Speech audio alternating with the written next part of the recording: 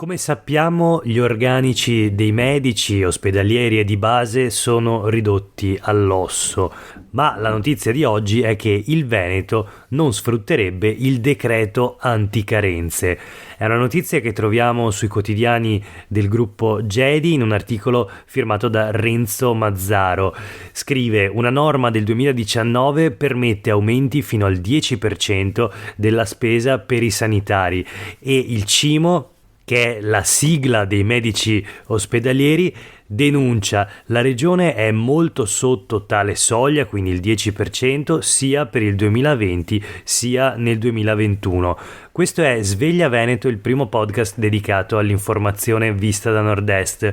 Io sono Jack Calcetto e oggi è lunedì 9 maggio 2022. La prima notizia del giorno riguarda appunto un tema ricorrente in questi giorni: le carenze di personale della sanità veneta e in particolare la denuncia del CIMO, il coordinamento italiano medici ospedalieri. In particolare naturalmente è la CIMO Veneta di Giovanni Leoni, il sindacato regionale, quindi, che mette in fila una serie di dati che spiegano in sostanza come il Veneto, per dimostrare che spende poco, si è tenuto basso con le assunzioni quindi di personale sanitario e quindi vediamo qualche dato. Per fare qualche confronto, scrive Mazzaro appunto sui quotidiani del gruppo GEDI, la sanità il Veneto spende per la sanità 2.488 milioni di euro l'anno contro i 2.854 milioni sempre dell'Emilia Romagna, che però ha 500.000 di abitanti in meno. Addirittura spendiamo poco più della Toscana, 2.430 milioni di euro, che ha 2 milioni di abitanti in meno. Differenze, scrive Mazzaro, che forse spiegano perché nel Veneto in 3 anni 825 medici ospedalieri avrebbero abbandonato il pubblico preferendo strutture private, denunciando carichi di lavoro eccessivi e stipendi inferiori alla media, per tacere delle 600 condotte di medici di base che risultano attualmente scoperte. Sono le cifre messe in circolazione dai sindacati dei medici che appunto hanno fatto nascere un contenzioso con la giunta regionale mai registrato finora nell'era Zaia, sottolinea sempre Mazzaro. E in effetti colpisce la velocità con cui il presidente Zaia si è lanciato a sedare le polemiche. Per esempio ha fatto sapere che dal 31 dicembre 2019 al 31 dicembre 2021 risultano lavorare negli ospedali veneti 85 medici in più. Quindi chi parla di fuga dagli ospedali, secondo Zaia, deve cambiarsi gli occhiali. E allora qualcuno fa notare però che il conteggio andrebbe fatto partire dal 31 dicembre 2018, quando negli ospedali veneti mancavano 1295 medici, cifra della stessa giunta Zaia, dice Mazzaro, vidimata dal gran capo della sanità Domenico Mantoan. Ne segue che 1295 meno 85 fanno sempre 1210 medici ospedalieri mancanti.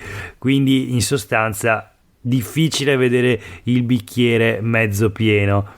In ogni caso il cuore dell'articolo riguarda il decreto Calabria, che dal 2019 consentiva di fronteggiare le carenze di personale con aumenti del 5% annuo, più un altro 10% nel triennio, più un ulteriore 5% con particolari misure. Ma il Veneto, come abbiamo già visto, per dimostrare che spende poco si è tenuto basso. La CIMO Veneta, il sindacato, non riesce ad essere preciso perché la giunta regionale non passa le cifre, e anche questo è interessante, ma c'è uno scostamento, leggiamo, molto sotto il 10% consentito sul 2020 e ancora più sotto sul 2021. Ecco spiegato, dice Mazzaro, perché mancano più medici che altrove. E adesso il piano dell'assessora regionale alla sanità Lanzarin punta a inserire negli ospedali medici non specializzati con contratti da liberi professionisti. Significa con retribuzione da 100 e anche 120 euro l'ora, a fronte dei 38,96 euro lordi con cui sono pagati i medici ospedalieri dipendenti, che per legge sono specializzati. Quindi, leggiamo il virgolettato, ai liberi professionisti non specializzati il triplo della paga degli assunti specializzati. Ed è vero che i medici dipendenti possono arrivare anche a 60 euro l'ora nel caso di prestazioni aggiuntive, ma queste ultime non includono gli straordinari spesso richiesti e mai pagati. Quindi i 38,96 euro scendono ancora. In realtà gli stipendi dei medici sono regolati da tetti rigidi, dice l'avvocato trevigiano Fabrizio Scagliotti, consulente della Cimo Veneta. Per evitare l'esplosione della spesa pubblica esistono questi tetti, però c'è la scappatoia: per retribuire i liberi professionisti non specializzati andiamo a spendere il triplo o il quadruplo dei dipendenti già specializzati. Forse è ora di mettere mano al sistema, riportando la logica. Ecco, questo il primo lungo approfondimento sugli organici all'osso della sanità veneta, sulle carenze di personale e appunto su come il Veneto non sfrutterebbe il decreto cosiddetto Calabria, il decreto anticarenze, che permette aumenti della spesa per i sanitari. L'articolo di Renzo Mazzaro sui quotidiani del gruppo Gedi di oggi.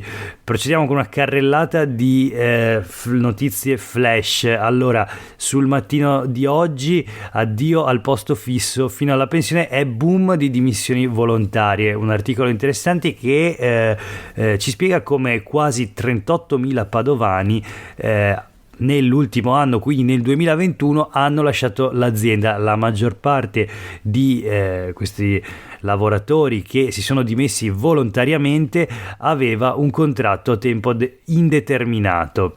C'è una tabella, in particolare il fenomeno delle dimissioni, delle cessazioni di lavoro dipendente volontarie riguarda la fascia dei giovani, quindi dai 19 ai 29 anni, dove abbiamo quasi 12.000 dimissioni sulle 38.000 totali. Poi a scalare nella fascia tra i 30 e i 39 anni 9.680 dimissioni, 40-49 8.310 e poi tra 50 e 59 2.545, restano fuori altre 2.300 dimissioni.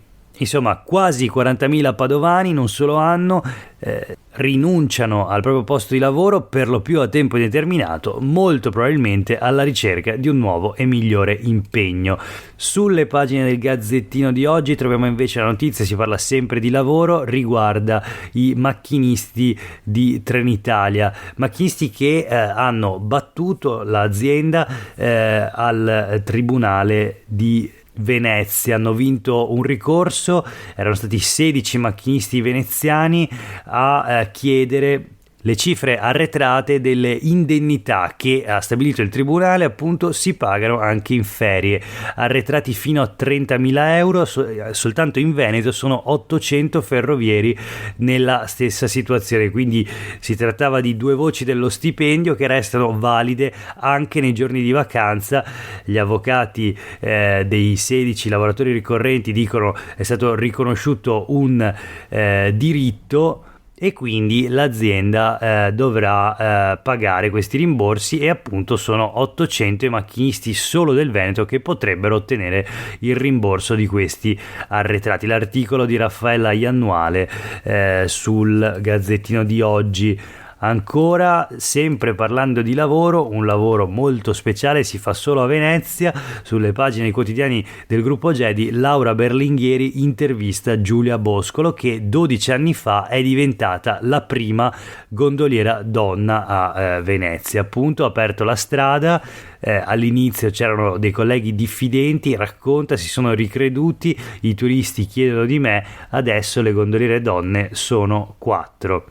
L'intervista si intitola Un colpo di remo ai pregiudizi. Ancora sulle pagine del Gazzettino lo scontro tra le famiglie delle vittime della tragedia del Ponte Morandi e la società Benetton. Schema 43, bufera sulla società Benetton, che appunto si chiama così, schema 43.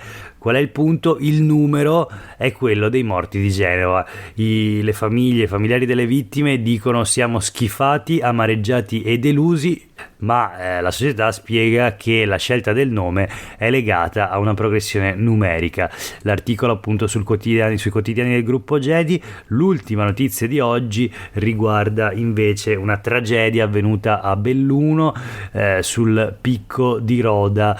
Sto scivolando, sono ferito, fate in fretta a venire. Questa è l'ultima telefonata di un escursionista che poi è precipitato per 100 metri dopo appunto una drammatica telefonata al 118, caduta mortale per un 47enne di Udine. È volato da un sentiero del picco di Roda il massiccio sopra il lago del centro di Cadore. Nulla da fare ovviamente per l'elicottero dei soccorritori, che ha individuato il corpo sotto questo salto di roccia del percorso di cresta. Per oggi è davvero tutto, grazie per aver ascoltato Sveglia Veneto. Io sono Jack Calcetto, a tutte e tutti voi un buon lunedì e un buon inizio della settimana.